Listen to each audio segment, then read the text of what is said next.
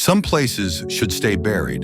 That's what the old man told us when we asked about the Black Hollow mine. He said it swallowed men in the 40s. Workers who went too deep and never came back up. The company sealed it off. Nobody's touched it since. But we were looking for something new. We'd done haunted houses, creepy churches, urban legends. We needed something bigger. Something that would make people say, that's fake, while knowing deep down it might not be.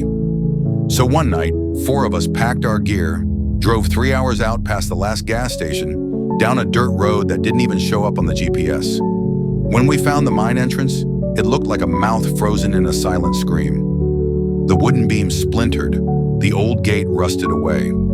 Someone had spray painted "Stay Out" across the entrance, but of course we didn't.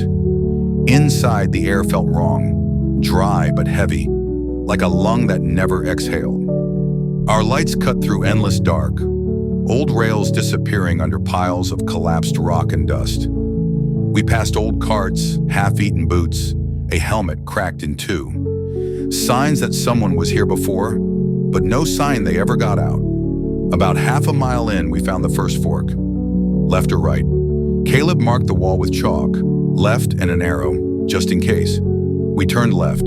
The tunnel dipped lower. We stepped over fallen beams, heard the soft drip of water somewhere far away. Then we found the rope, an old frayed climbing rope tied around a metal spike driven into the wall. It led down a shaft so black our lights couldn't touch the bottom. Tyler wanted to turn back. Jacob said we'd come this far. What's the point if we don't see what's down there? So we went down one by one. At the bottom, the tunnel kept going, but the walls changed. The rough rock turned smoother, like someone had carved it by hand. Strange symbols scratched into the stone. Circles, arrows pointing deeper, words none of us recognized. Then the echoes started. It sounded like footsteps. Not behind us, but in the walls. Like something walking alongside us, hidden just beyond the stone. We stopped, listened, but when we shone our lights, there was nothing. The deeper we went, the more the tunnels split, like a maze that didn't want us to leave. At one point, we came to a wide cavern. In the middle stood a rusty metal door. No lock, no handle, just a big red X painted across it. No one said a word. We just stared. Then Caleb stepped forward, pushed it open. The air behind that door was warmer. We felt it instantly. The tunnel there was different. The floor was covered in old wooden planks, like a mine shaft that turned into a hallway.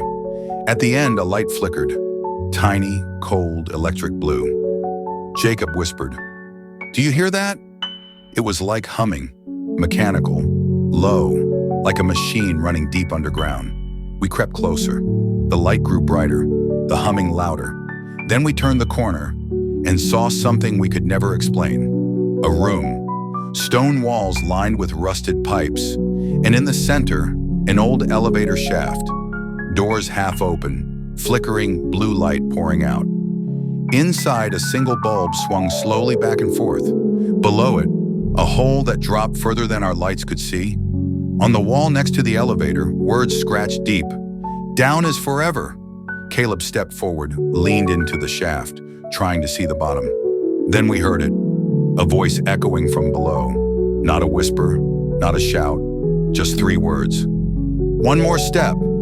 Tyler pulled him back so fast they both fell. We all froze. The bulb inside the shaft flickered faster, then went out. Total darkness. Then we heard the elevator. Something metal shifting deep below, cables whining, a creak that echoed up the shaft like something was coming up. We ran. Didn't care which tunnel we took. We just ran. Left, right, left again. The mine felt alive, closing behind us, trying to turn us around. At some point, we saw the chalk arrow, but it pointed the wrong way. Caleb swore he'd drawn it left, but now it pointed right. We didn't argue, we just ran. When we burst out into the cold night air, we didn't stop until we reached the car. We didn't speak the whole drive home. The next day, Caleb checked the footage.